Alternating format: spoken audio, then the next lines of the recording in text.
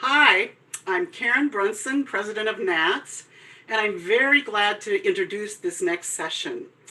I have such an affinity with both Dana Lentini and Ginevra Williams about how the voice changes. And that's what they're going to talk about today for the child singer. So children will listen, teaching the child singing in the private voice studio. I first met Dana Lentini when she visited Northwestern because her son Luke plays violin and is an incredibly fine violinist. And we had the longest talk about her upcoming book, which is now being released.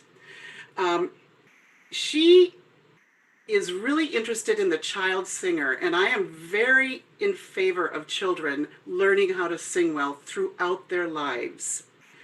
I first met Ginevra when she texted me when my own book was coming out and said, "We are both using the same terminology, the evolving voice." Well, yes, indeed we were, and we celebrate that together constantly. So she and I have met now, both at the Voice Foundation and at PVOC. Now, you can read more about them in their complete biographical information, and it can be found in the digital program book and about these sessions, and it's also listed in your guidebook app. I want to remind you to put your questions in the chat. I will be monitoring that and writing them down and coming back the last 10 minutes to bring some of those questions forward to our presenters today. So now sit back, relax, turn off those electronic devices, and you are in for a real treat. Dana and Ginevra. Thank you, Karen, for that wonderful welcome, and thank you, NATS, for hosting us. We're so excited to see you all virtually. I am Dana Lentini, and thanks for joining this session on teaching the child singer in the private studio.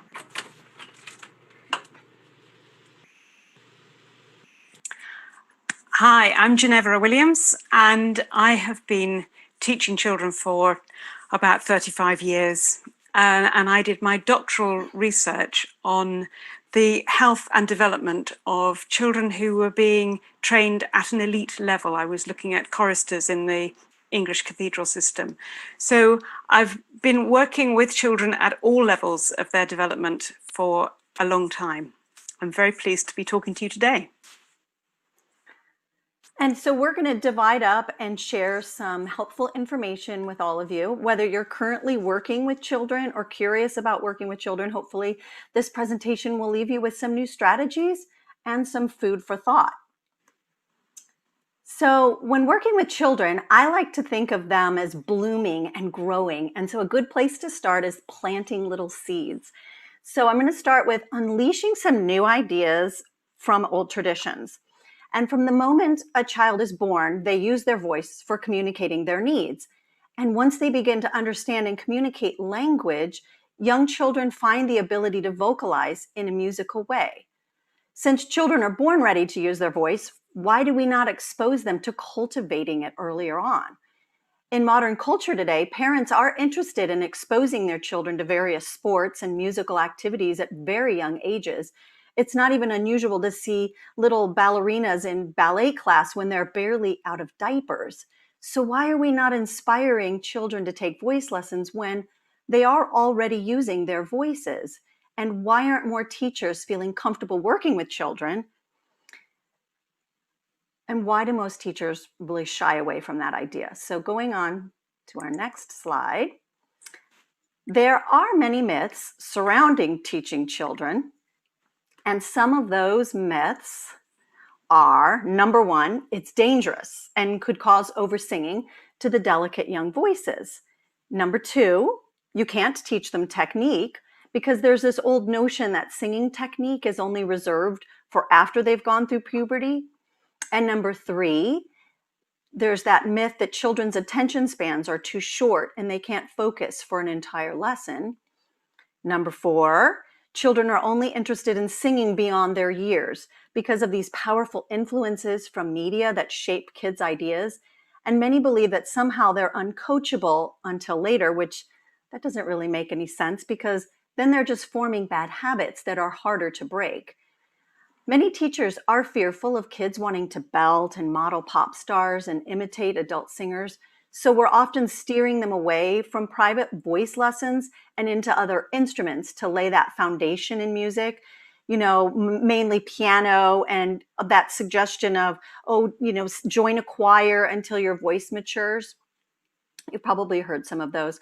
And another myth is that belief that choir and instrumental lessons are the only route to developing musical proficiency and the musical ear.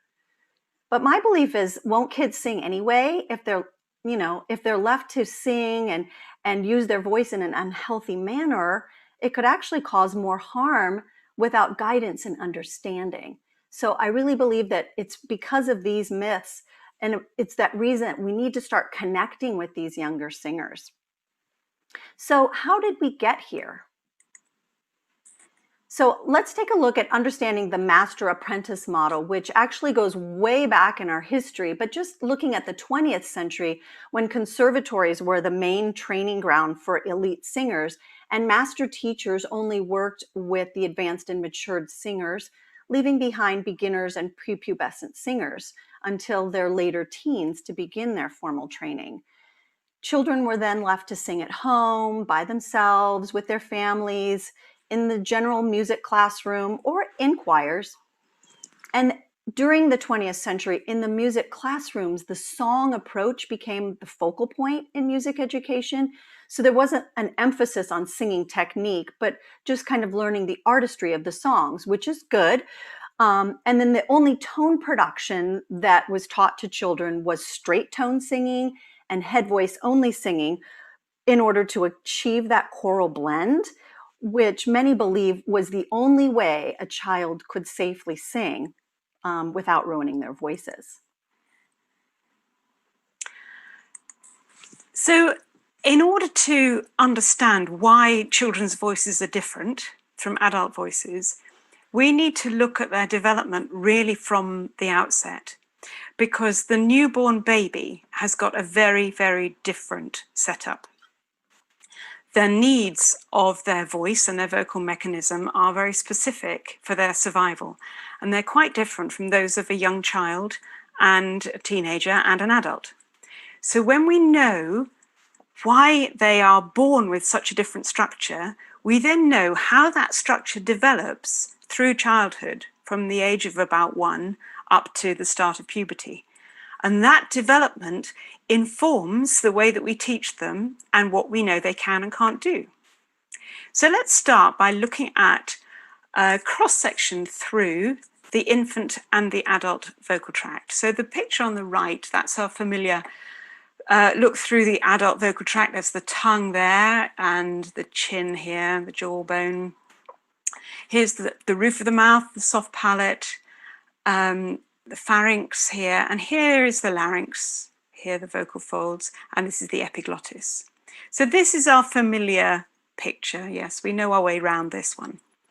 So the infant, how is that different? Well, everything is a lot more compressed. Yes, it's a lot closer together. The tongue is a slightly different shape because the tongue really is there just for swallowing at this stage. Soft palate is in a similar position, but then let's look at the larynx. It's right up here. It's right behind the jawbone here. Very, very high up. And the epiglottis here overlaps with the soft palate. They're right next to each other. In the adult, they're a long way from each other. So why is that useful for the newborn? Basically, it makes feeding a lot more efficient. If the epiglottis and the soft palate can overlap like that, when the baby is suckling, it can get milk into its mouth. It can take 3 or 4 sucks before it swallows. While it's suckling, it can breathe in and out. So it means that it can take in far more food in a shorter space of time, which is essential for its survival. The high larynx is also much better at valving. So when we swallow, the newborn has to be able to swallow very, very well from the outset, or it's a threat to life. So it's pretty important that they have that in the best possible way.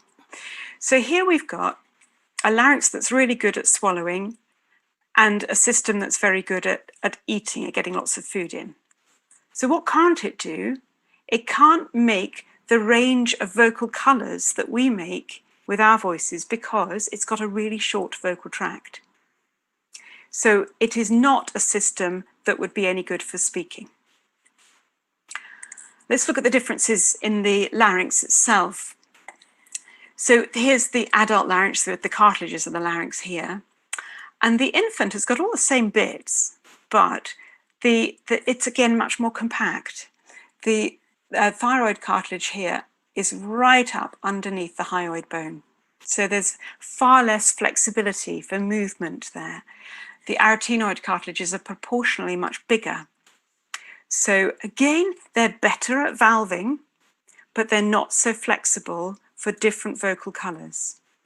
And the vocal folds themselves here, the cartilage in the infant comes about halfway down the vocal fold.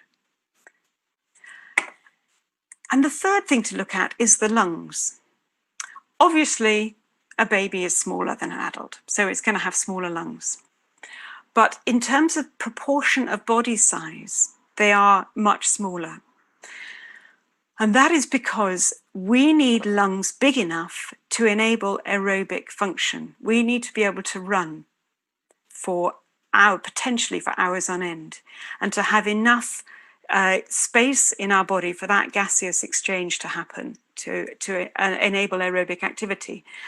Now, the infant doesn't do that. It needs more space for food. Simple as that. So less space for air, more space for food. So the infant's breathing rate is about 40 to 50 per minute, whereas the adult breathing rate is about 15. So the infant will not be able to sustain long vocalizations. Now, you listen to a baby cry and it's only vocalizing for a couple of seconds at a time. Whereas we will vocalize for 5 seconds, maybe up to 15 seconds on very extended vocalizations. So very different needs and very different functions. So if the infant is designed primarily for suckling and for attracting attention, the adult vocal system is designed primarily for speaking and singing. All right, it's adapted for that. We're also pretty good at swallowing and eating, but it's a little bit of a compromise. With the lower larynx, we're not quite as good as we would be with a higher larynx. So the important thing to know is that the child is somewhere on that developmental journey. No changes happen overnight.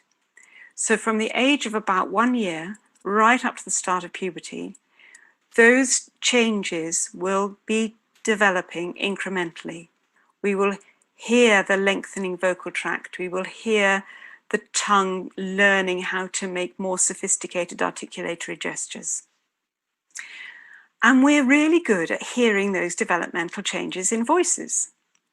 If I play you recordings of children at different ages, you will be able to guess how old they are because you're hearing all of those changes. So let's try that. Here's the first one. There was once a young rat named Arthur who could never take the trouble to make up his mind. Whenever his friends asked him if he'd like to go out with them, he wouldn't say yes or he wouldn't say no. He would only say, I don't know. He can never learn to make a choice. So if I could do a poll of everybody now who's watching this and ask you how old that child was, you would probably say about 4 years old, which is the age of that child. You're hearing all of those aspects of development in the sound that child is making. If I asked you if it was a boy or a girl, you would be about 50-50 right, because at that age you can't tell. That is a boy, but there's no way that you can tell that from the sound of that voice. Let's listen to another one. There was once a young rat named Arthur who could never take the trouble to make up his mind. Whenever his friends asked him if he would like to go out with them, he would answer, "I don't know." He wouldn't say yes and he wouldn't say no either. He could never learn to make a choice. So immediately, you know that's an older child. And you may guess that is a child of about 10 years old. And you've probably got a better idea of whether it's a girl or a boy. And that is actually a boy, 10-year-old boy. And it is the same boy as the 4-year-old, obviously 6 years later. What you're hearing is the longer vocal tract, the ability to articulate better. He's sounding a little bit bored there, but he is reading something that he's not particularly engaged by. So here's another recording. There was once a young rat named Arthur who would never take the trouble to make up his mind. Whenever his friends asked him if he would like to go out with them, he would only answer, "I don't know." He wouldn't say yes, and he wouldn't say no either. He could never learn to make a choice. Now that's a child of the same age, but it's a girl. And you can hear that that's a girl's voice. Now the interesting thing there is that there is no structural difference at all between girls' voices and boys' voices pre-puberty. They're exactly the same structure. The differences that we hear are cultural. That is, children learning to speak in a particular way to sound like their perception of how they should sound. Cultural and gender stereotyping happens from a very young age. Of course, once puberty starts, then we do get significant structural differences, but that's the subject for another talk. So these differences, as they develop through childhood, we can see what the impact is on the voice. This chart here, I think, is a very useful chart, very useful guide. It is averages, so there will be children whose vocal range lies outside this. But the speaking pitch, which is the cross on the chart, shows us that in very young children, it's significantly higher and it gradually drops down. The filled notes are the speaking range, all right? The unfilled notes are the extended singing range. Now, the lowest note is always about a third below your speaking pitch, and that's the same for every human, that your lowest comfortable singing note is about a third below your speaking pitch. And that's a very useful test to see if somebody's speaking in the right part of their voice, for one thing. It also shows us that if you've got children who are 4 years old, preschool children, you can't sing songs that go below middle C. They will not be able to sing those notes. So you have to choose keys that these children can actually sing in. The other implications of these developments are, as well as the pitch range, the larger lungs will give you longer phrases. The muscle development and those cartilages changing in proportion will give you greater coordination. So that enables not only more complicated melodies, but pitch jumps, being accurate, and faster notes. So those things come in gradually and incrementally over time.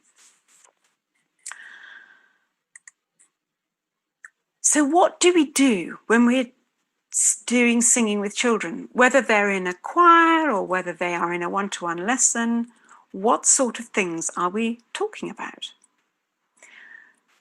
Well, we will talk about how to sit or stand easily. All right, that's not a big deal, but it's very useful to know. it's very useful to know where and how to breathe. So that is where to breathe in the music, so that we're not breathing in the middle of a word. But it's also which bits of your body are going to be moving when you breathe. And why do children always do this when you ask them to take a big breath in? Because they want to show you that they're doing something. They want to show you that they're working hard. They want you to see that they're breathing. So that's one thing that you can calm down immediately. We teach them how to sustain a sound to the end of the phrase. We teach them how to make that sound clear, how to make the text clear, and how to make themselves heard. Now, all of those are actually learning vocal technique. They are not sophisticated, difficult concepts, but they are learning technique.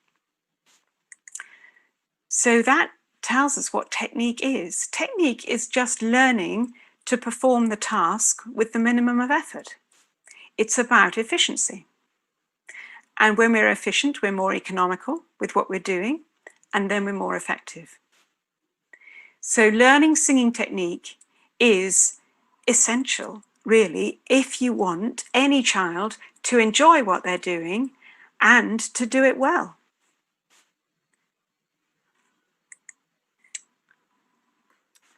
Great.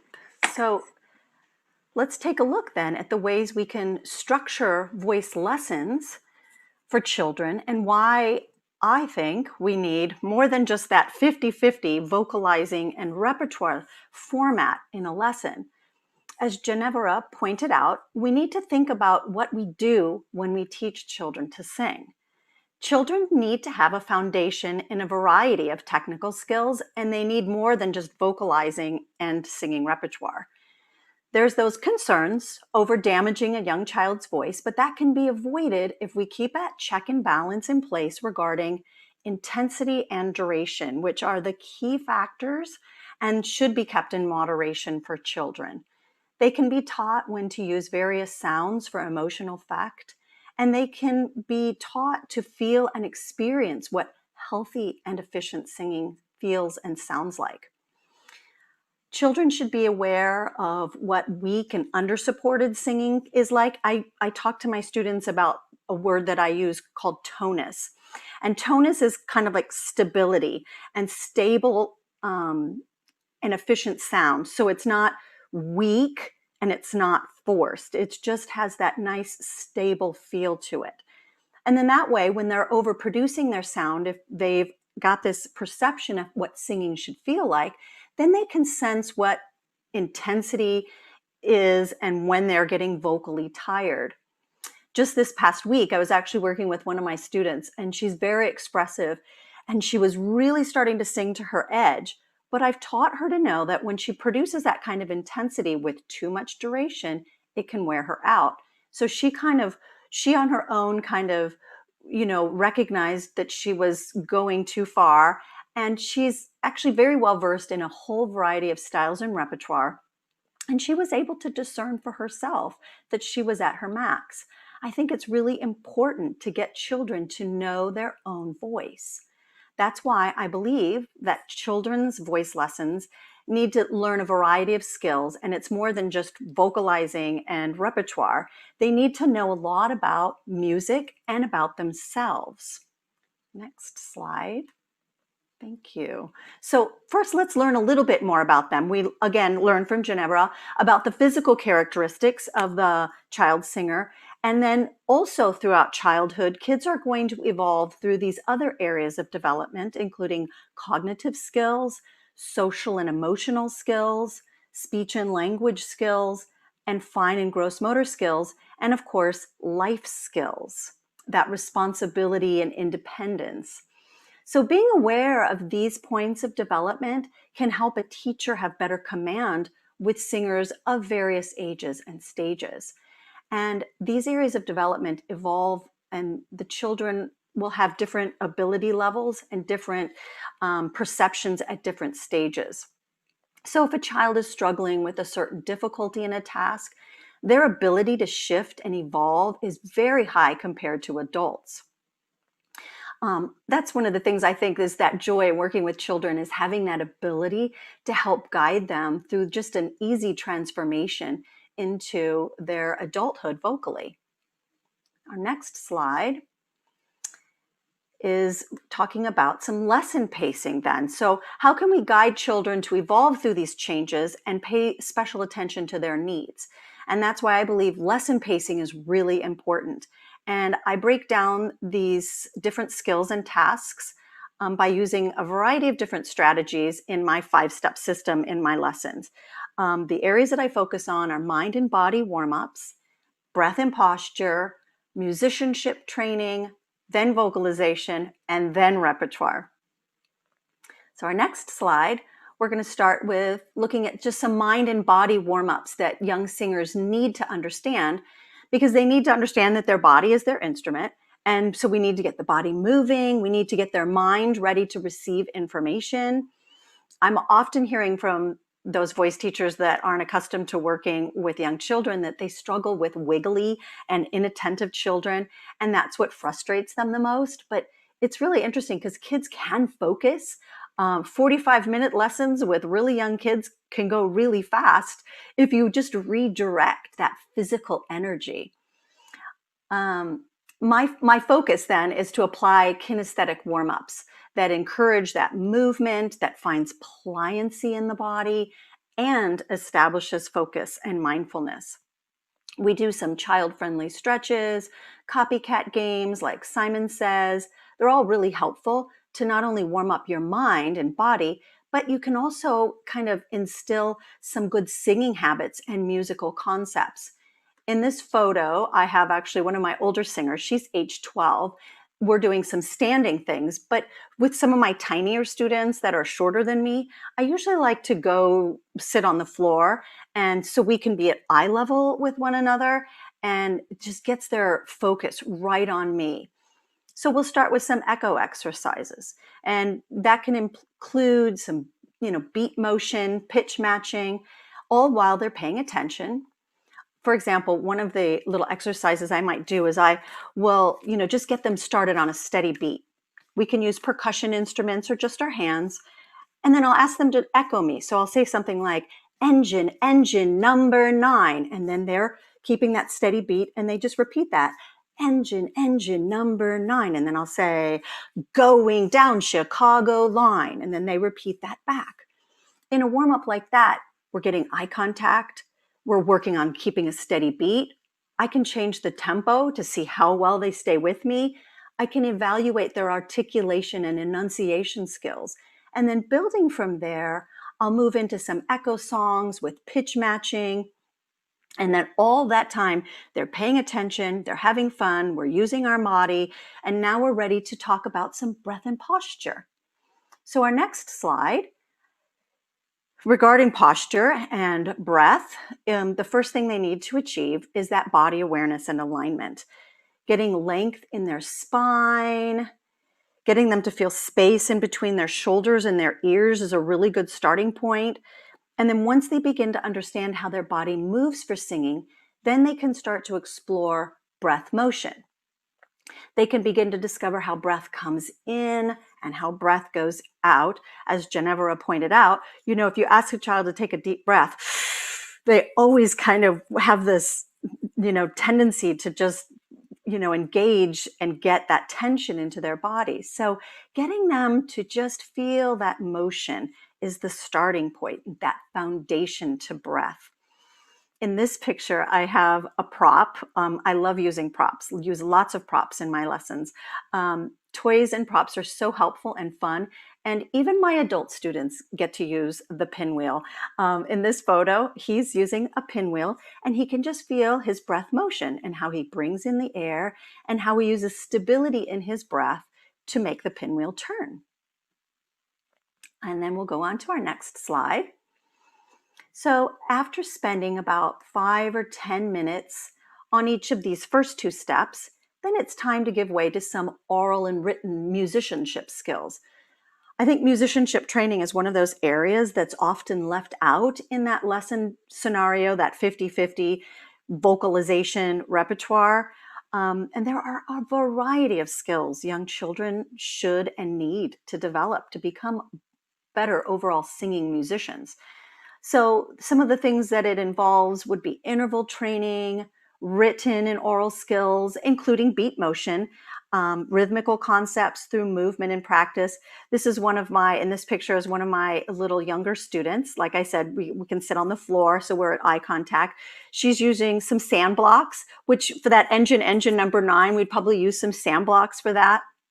I have a little basket filled with fun percussion instruments, and the kids they love to use these, things where they can use their hands and touch things and feel things and choose things, because every week they want to choose a different one.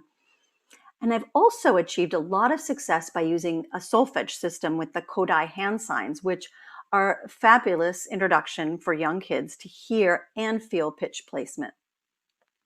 During this time in the lesson too is a great time to incorporate a workbook series. And for me, I love the Full Voice Curriculum by Mim Adams and Nikki Loney.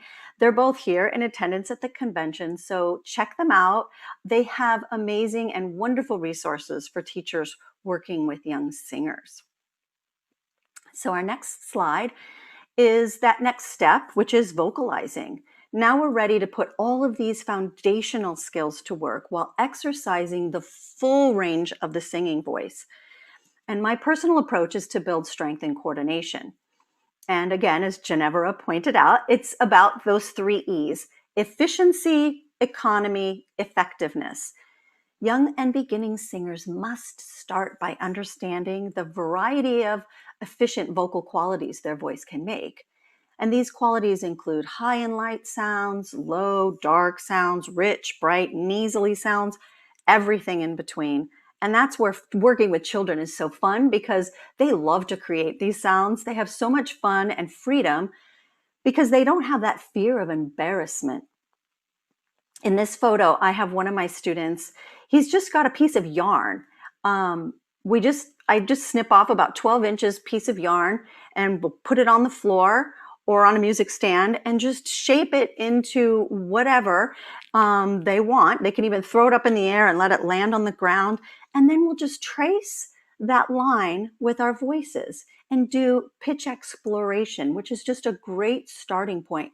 Right now, of course, we're all virtual. We're teaching online. We're on Zoom. So I'm using the Zoom whiteboard, which the kids love. They love to get on there and draw their lines all over. And that way we can explore all kinds of great functions to their singing voice. And then we'll go into vocalizing, a whole assortment, and whatever that student has and needs to develop that efficiency is, where we lead into from there. So now their mind, body, everything's all warmed up, and now they're ready to explore some repertoire, which is that last and final part of that voice lesson. And there are so many skills and fun things that children can gain from learning great songs, but finding and agreeing to proper song literature is the key to successful work with kids. So what is appropriate repertoire and why is it necessary? As I was mentioning earlier in the discussion about myths and issues with working with children, repertoire seems to be that cornerstone of the argument against working with children. And children are often inspired by the songs they hear, and they're not always exposed to age-appropriate singing. Around the home and around the community, children are exposed to the music their parents enjoy, and it's often not children singing songs, but grown-ups singing songs. So the first step is to improving awareness by working with the families to help them encourage their young singers to listen to, other types of singing, especially children singing. I think when a young student is taking lessons, it's really important for them to hear and appreciate the vocal sounds that emulate the type of singing a child should be trying to achieve. And it's not to say that they can't explore a wide variety of styles in song literature, but just like a child who studies other, disciplines, whether it's piano or ballet or sports, it's really important that they don't skip steps to building and developing a good foundation in flexibility and strength to supporting their muscular system. A young ballet dancer who's very talented and very elite, if she attempts to perform beyond her years, that could cause lasting damage. And it's a voice teacher's job to build technique for those 3 E's: efficiency, effectiveness, and economy, to help avoiding any injury. In our next slide, I'm going to talk a little bit about how we choose and then teach songs. So how do we pick appropriate repertoire that can serve the technical needs, but also inspire them through these strong influences? When we consider the main reason for singing, which I believe is the purpose of expressing and storytelling, then we can begin to consider how children can enjoy this beautiful art form of artistic expression. Children should not only be encouraged to sing within their vocal capabilities, but it's best to introduce them to vocal literature that they can relate to and express on an emotional level. So the song should have definitely expressive lyrics that a child can relate to and they can comprehend. And in addition to that, the vocal range and register shifts should be within their current ability level. And attention should be given to the tessitura to ensure that it lies well within their comfort zone. And then I have this, what I call text quantity, which is that actual number of words in an individual song. As a child develops, we need to take these things into consideration, because some songs contain very lengthy text and have really complicated form, which can be really difficult for young singers to memorize and comprehend that lengthy, drawn-out story. So starting with just simple form is a good foundation. And then I have text quality, which are the lyrics of the song, that they should be, words that contain phrases and, words that a child can relate to in their young life. So they should be able to pronounce to the best of their ability and understand what they're singing about. And then lastly, lyrical phrasing and vocal line. Considering all ages and abilities, I think it's really foundational to begin with teaching lyrical phrasing. When they sing in stepwise motion and with syllabic phrasing, it's very easy and most conducive. It also helps them to develop that sensitivity to musical phrasing and can help with their breath stability within a phrase, because as we pointed out, their lung capacity isn't as large as an adult's, so they're going to need to take more breaths within phrases.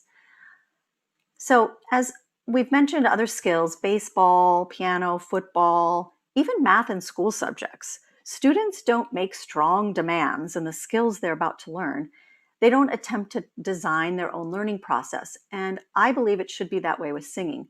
I think it's good to involve the young singer in making song choices, but it should be up to the teacher to encourage and inspire appropriate repertoire. There's always that typical challenge, happens all the time, when that child wants to sing the song that's out of their appropriate level. And I believe a teacher needs to be very knowledgeable and confident in their own ability to make that discernment. If a particular song, it might be within their capabilities, but we need to make sure that we're keeping an eye out that they're not risking any injury due to that intensity. And we also have to be careful that we're not exposing them to any inappropriate text. I do a lot of cross training with my singers, and I do try to introduce a variety of song literature. And when I, start a student, it's always really good to just start right from what they're good at and what they're comfortable singing, and then build from there. I think, I try to, meet them where they're at and then introduce them to that wide variety of sounds and singing functions, so then they can discover their authentic voice. I think it's really important. It's really exciting when I have young singers that come to me and they're set in their ways. There's like one style, one song, one singer that they want to sing. But when they have that enlightenment and they discover ease and new skills in something they never thought to explore, it's pretty powerful. So now that we've taught and learned some songs with our students, let's look at some performance opportunities for young singers.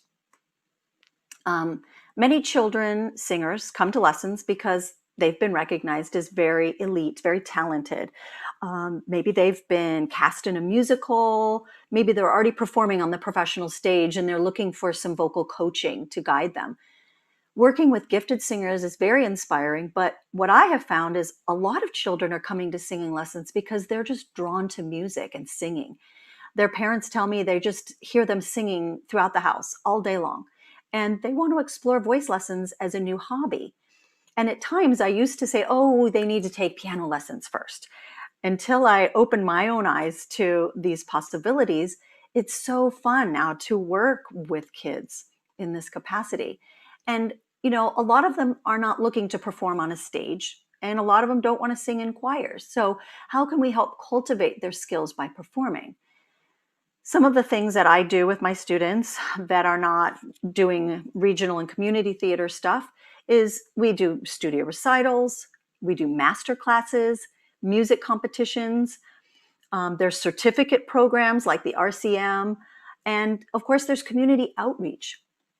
Having date-specific goals for performing really encourages children to have a growth mindset. It's really important to have that goal in mind for all singers. And usually those goals kind of include that crowning achievement by performing. Some of the other things that I do, actually, how I got my start with working with kids was working in small and large group singing classes. I find it really helpful for those shy and timid singers. Maybe they're not ready for one-on-one lessons, but they just love to sing. And singing in a group can be a great introduction for beginning singers that love to sing. And then they can be inspired by singing in a collaborative way with their peers. Another way of performing is now in our virtual existence. Many of us teachers have cultivated the virtual recital. Wow, that was a big undertaking that I did with my students this past couple months, but it was really enlightening for me and my students because they got to make solo self-tape videos at home. We made group compilation videos, and it just really opened our eyes to some really fun and innovative ways of learning more about our singing. So there are wonderful ways to encourage children, but having that plan, knowing how to succeed, is just a great way to empower experiences while cultivating that singing growth mindset for children. So in our next slide, our final wrap up, I just wanted to outline just some of the benefits for voice teachers and students. I think that promoting healthy singing habits will ultimately result in better technique and skills as these young singers matriculate into college and professional singing careers. They'll have a better understanding of healthy vocal habits, even if they're going to be non-professional voice users of any capacity. One of the other really great benefits of working with younger singers in your studio is that continuance in the private studio. And it promotes greater consistency. When you have a singer that comes to you in first grade, you can keep them for 8 years before they head off to college instead of just 3 because they started after puberty. So it's wonderful to have that continuance in your studio, and it really can lead to wonderful mentoring. You have these younger singers watching the older singers, and they can all become inspired as they progress through these very formative years. I think that it really helps lay that better foundation when we work with younger singers to help them through puberty because they can have more ease and function during this period of growth. And of course, there's those benefits for emotional well-being. Singing has proven to raise endorphin levels. And then, of course, like I keep saying, I think it's really important for students, young and old, to find their authentic voice, and starting them earlier is really a benefit for that. And then on our next slide, some more benefits. I think that singing, is great when we're coaching those elite singers, but we can also really educate those curious singers and lead them to that higher standard for artful singing throughout the lifespan through a variety of styles and techniques. As voice teachers, we know many of the advantages of our overall emotional and intellectual well-being from singing. So children gaining more exposure to these benefits, I think, will certainly enhance not only their lives, but our global community as well. Knowing to work with a diversity of ages and stages opens the teacher up to more possible clientele and increases revenue. And then one of my biggest perks, I think, for teachers working with a diverse group of ages and abilities is teachers themselves become more intuitive, wiser, and resourceful by discovering the many ways that singing voices evolve. So I'm going to wrap up by going over some of the ideas that we had at the beginning about why people are slightly nervous or anxious or unsure about teaching children. And I'm going to use a sporting analogy. Dana and I obviously have been having conversations about all of we have conversations about all sorts of things. And we have a shared love of swimming. Now, if you're going to teach a child to swim, do we show them some water to play in and tell them that we'll be back when they're older to teach them technique?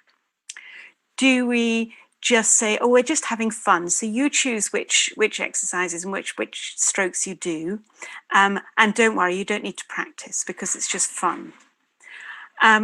Or do we say, no, swimming's really dangerous because you might drown, so you go away and do some dance lessons and come back and swim later? Of course not. Of course not. We get straight in the pool, we teach them technique, we teach them drills, we get out the floats and we play games and teach them how to swim properly. And it's the same for teaching singing to children. Learning to sing well is making it easier, more enjoyable, and longer lasting. It's a skill for life. If you learn it early, then you're set up for your whole life. And so if we're going to teach these skills to youngsters, we need to teach these pedagogy skills to our developing teachers and younger singing students. So this is why this needs to be part of any pedagogy curriculum in college, how to teach developing voices through the lifespan. If you want to know more about this, Dana and I both have books. I have a book and a DVD, which is called Teaching Singing to Children and Young Adults. And Dana's book is just about to come out. Watch this space. It's going to be released very soon. And we now have about 8 minutes for some questions. So I will switch off the slides and we will see if Karen has any questions that have come through for us while we've been talking to you. I certainly do. What a wonderful presentation. And for me, as I'm getting my questions ready here for you, I teach classical adult lessons primarily, but I also teach a lot of older adults, and I don't think I grew up. So I just got my ukulele again, and the child in me has been woken up here, and I love working with children. I do want to say to everybody that this is being recorded and that it will be available to all registrants of the conference for 6 months. And you will get something in your emails later on with an access code to all of the presentations from this incredible conference. Somebody wants to know, how can infants be so loud even with those tiny bodies?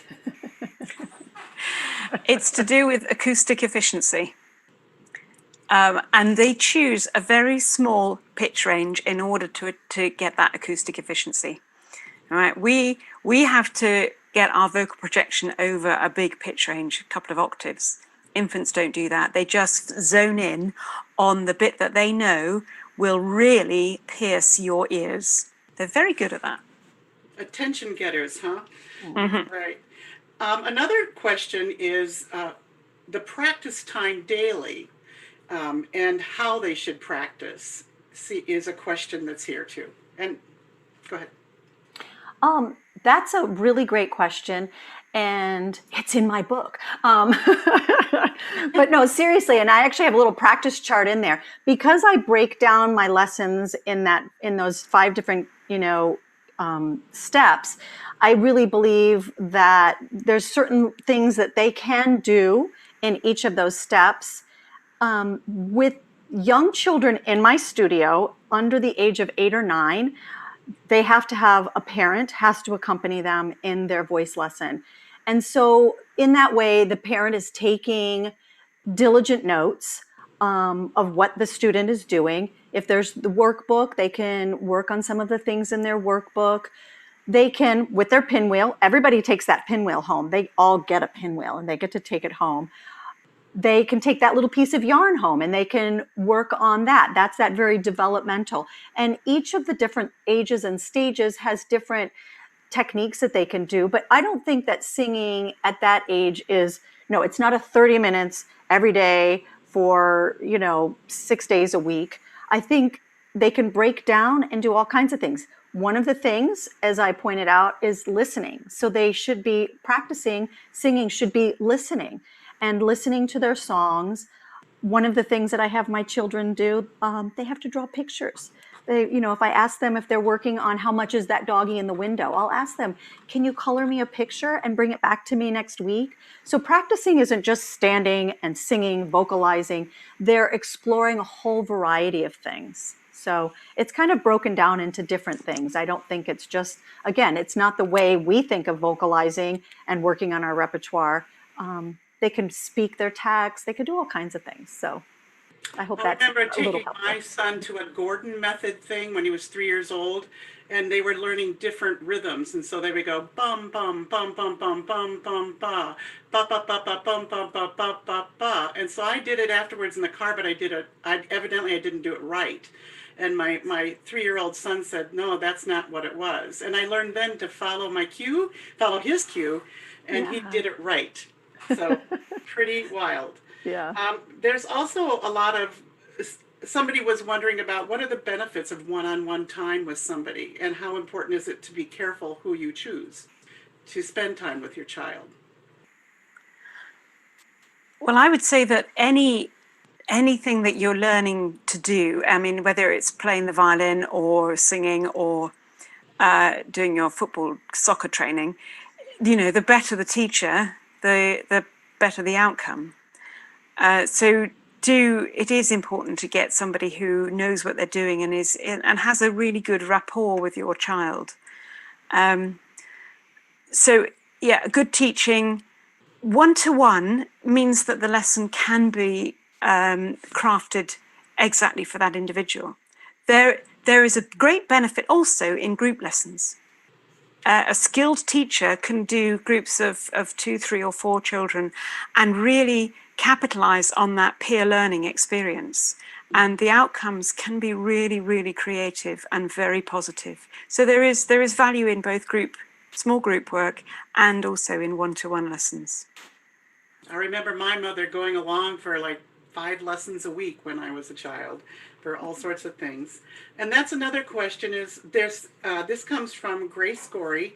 Any tips on educating parents about appropriate rep? I have a parent who keeps pushing the adult Disney rep for his kid. Cool. Yeah, that's a good question. And I touched on that a little bit, right? I think one thing is, standing our ground. First of all, as teachers, we need to just come across as, knowledgeable and hopefully get them to respect our opinions. But I think also when I am working on a song with a child, I will go on YouTube or whatever, and I'll put together playlists. I'll send them links of a whole different categories of, whether it's the adult singing it, the child singing it. One of my secret tips is, Hal Leonard does the online vocal competition, and you can find all kinds of great videos of kids singing these songs. And if you just go into YouTube and look for a song and you put in Hal Leonard vocal competition or HL vocal competition, and you can find all kinds of kids singing. I try to send things like this to my singing families. I ask them to go to concerts. They need to be taking their children to go see and hear a variety of performances, because that's what I was saying. I think that the adults, they're listening in their car to their favorite music and their kids are hearing that. They're not hearing kids sing. So I think that we need to continue to address this and I think talk about this more. It's a great conversation going forward as voice teachers, how we can encourage just better listening choices for children. And I'll just bring forward one more question. I'm going to add my own little spin on this. I know when my child was learning to sing at the age of 8, he started recreating a vibrato that was sort of a little pulse. It didn't seem to be a problem at all, and it was cute as heck. But the vibrato in children's singing, and you talked about Ginevra, you talked about the British choral tradition of restricting the vibrato.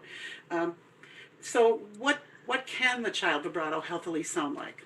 Well, it's an interesting topic, actually, because I don't think that children pre-puberty will sing with the natural vibrato that an adult voice has. I think if they sound as if they have a vibrato, they are imitating a wobble. And that might be effective. That speaks about me then, you know. Yeah. My son was imitating me. Yeah, he was. And that can be effective, but it's not what we would call an intrinsic vibrato that you would hear in an older voice. And it's one of the pointers towards puberty is when we start to hear that vibrato emerging, that means that voice is maturing, and it's to do with the structure of the vocal folds. It's to do with the emergence of the vocal ligament as an integral part of the vocal fold structure. It's not something you can argue with. It's just the way that we're built. So by all means, they can play about, but it's not going to be a natural intrinsic vibrato if they're little. Thank you so much, Dana and Ginevra. I am so inspired by this, and knowing the physiology behind it, how the brain works, how you engage them so cleverly. This has such a strong future for all of our NATS members. Thank you. Yay, thank you. Thank you very, very much.